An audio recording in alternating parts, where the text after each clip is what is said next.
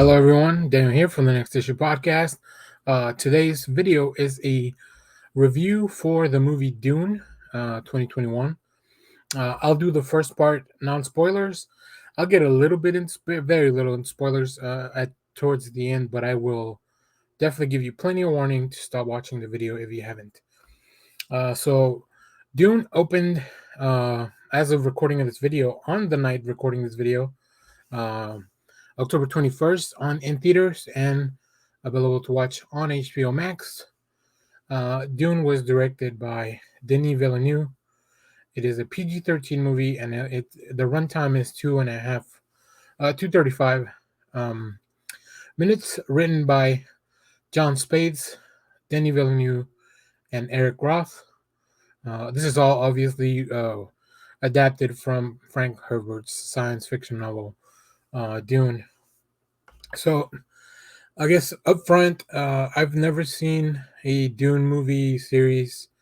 Read a book, read a comic. No Dune here. Like this is my first introduction to Dune. So my review is colored a lot by the fact that I'm not bringing any baggage or expectations or um, any. My mindset's pretty open as to like I know Dune as a thing in the zeitgeist of pop culture, and I'm a big fan of Denis Villeneuve and a big fan of a lot of the cast. So, real quick synopsis. Um, so, the feature adaptation of Frank Herbert's science fiction novel about the son of a noble family entrusted with the protection of the most valuable asset and most vital element in the galaxy. A mythic, and emotional charge hero's journey, Dune tells the story of Paul Atreides, a brilliant and gifted young man born into a great destiny beyond his understanding, and he must travel to the most dangerous planet in the universe to ensure the future of his family and his people. As malevolent forces explode into conflict over the planet's exclusive supply of the most precious resource in existence, a commodity capable of unlocking humanity's greatest potential, only those who can conquer their fear will survive. So that's the synopsis from Warner Brothers. Now, let me go let me go ahead and say this. I really enjoyed the movie. The movie looks beautiful. I think the story is very familiar because Dune has definitely influenced a lot of media. Most probably most known Star Wars. We know that Star Wars has been. I mean, it's influenced by a lot of things, but Dune is definitely one of them. Um, I have never seen, like I mentioned, there was a David Lynch film. There was a miniseries by John Harrison, uh, and there were talks of a Jodorowsky 10-hour adaptation that never happened. That would have been cool to watch, probably. But yeah, I mean, let's start with the cast. I'll touch on a few people, and then I'll save some people for spoilers. So Timothy Chalamet as Paul Atreides. I think he does an excellent job. He pretty much carries the movie. I would say, yeah, for the most part of the film. Rebecca Ferguson, that's Lady Jessica Atreides, Oscar Isaac, Duke Leto Atreides. Those are both Timothy Chalamet's parents. I do find it funny that the name of our main characters is Paul. Like, it feels like a very interesting name for a science fiction character. We have one of my favorite characters, Jason Momoa as Duncan Idaho. Jason Momoa just has so much charisma, and in this movie, like they utilize it to its full potential. Stellan Skarsgård plays Baron Vladimir Harkonnen. The Harkonnen are pretty much our antagonist in this film. Just Brolin is Gurney Halleck, who is kind of like the commander of Atreides' forces. He does an excellent job, I think, as well. He plays the gruff soldier that it's loyal to Oscar Isaac's character. So he's great. Javier Bardem he plays Stilgar, who's one of the Fremen, maybe I don't know how to say that word, inhibitors of the planet Arrakis. And then I'll save a few of the other cast members for my spoiler piece of it. So yeah, I mean, like I said, I think Oscar Isaac delivered an amazing performance. His character I really liked from the beginning. I'm a big fan of Oscar Isaac. Jason Momoa as well. Um, I feel Rebecca Ferguson's character might have been a little underserved because I feel that she's supposed to be very important to the film, but I'm not sure. You guys let me know in the comments about that. Javier Bardem also always good to see him on the screen.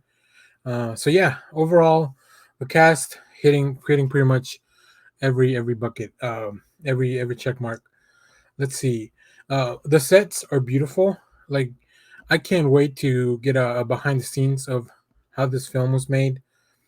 Both the big planets that we visit, the bases, the cities, the desert. Like it looks so cool.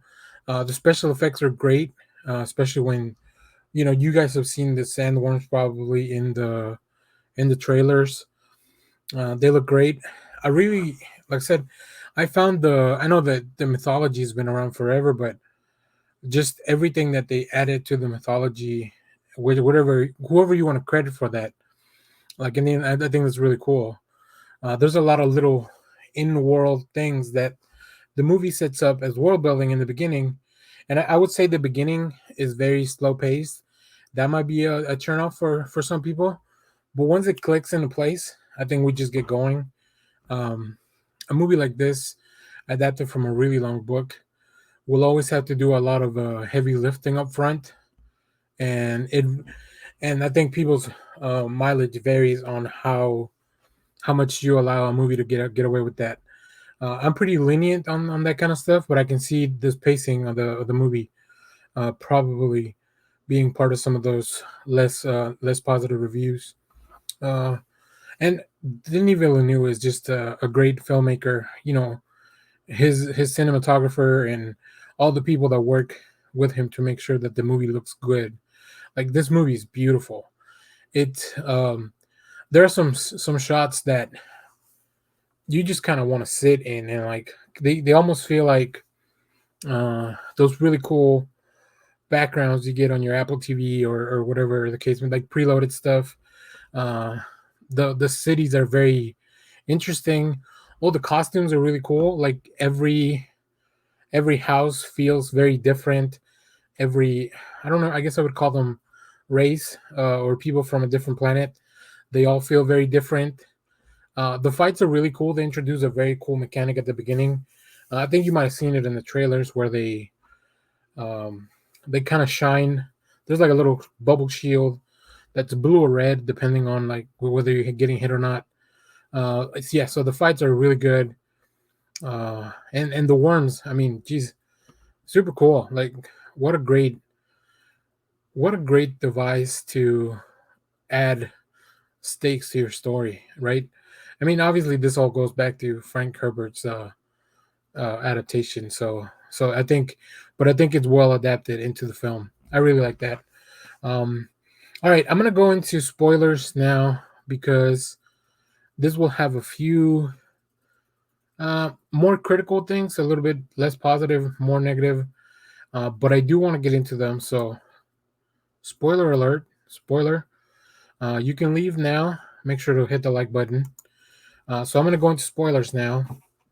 Uh, I feel earlier in the cast I didn't mention Zendaya, who plays Chani, who's another one of the Freemen who live on Arrakis. We see her a lot throughout the dreams of Paul, but that's about it. Like her role in this movie, and as you watch the movie, you'll realize that this movie is actually called Dune Part One, which explains why some of these characters maybe they don't have as big a role to play in because their role it really comes maybe in later parts, whether this is a two-part, three-part story, whatever it may be. So I think as far as that, her character's very underplayed, underwritten, underexplored. As well with Rebecca Ferguson, I feel like uh, her she's one of the most powerful beings apparently, according to like all the mythology set up, and it still feels like yeah, I don't know. Like it feels like she always has to kind of be rescued or protected, or she's just not in control of the situation. So Stellan Skarsgård, who plays the villain, I think is great. I didn't like his design as much. I don't know what he's described as in the book. I didn't even know he could fly for a minute because there's a scene where he just kind of looks like a really long snake. I don't know. It's weird. David Desmalchin plays a really interesting character as well, who's like an assistant to Skarsgård's character. Um, but yeah, overall, I really enjoy this. I will definitely be watching this again because there are some things that I want to go back and revisit, especially Timothée Chalamet's dreams. I think all the dream sequences will make more sense, not only as a rewatch, but also when we get more of the movies. So hopefully we get more of these. Based on these reviews and all that, I really think we will. Hopefully, we'll see what the box office looks like. I may go watch it in the theater. I watched this on HBO Max just because I wasn't able to get to the theater, and I wanted to get the review out. So, but enough ranting. Let me know what you thought of Dune 2021. If you've seen the other ones, the the David Lynch version or the adaptation of TV series on Sci-Fi, let me know how they compare to this. Leave us a comment. Would you recommend somebody going back and watching them? I know some people like those movies, some people don't like them. Dune, like I said, Dune carries because people love it so much. Carries a lot of weight when it comes to adaptation. So it'll be very interesting going forward. But I think Denis Villeneuve is doing a great job. Hopefully, he can take some of the things that didn't work in this movie and maybe fix them or expand on some of those characters. But he knows how to shoot a beautiful looking movie. So if anything, you're in for a great visual ride. So thanks for watching, everyone. Remember to share, like, subscribe, hit the bell so you know when we go live. Check out our Patreon. We have a link in the description. And yeah, thanks for watching, everyone. Bye bye.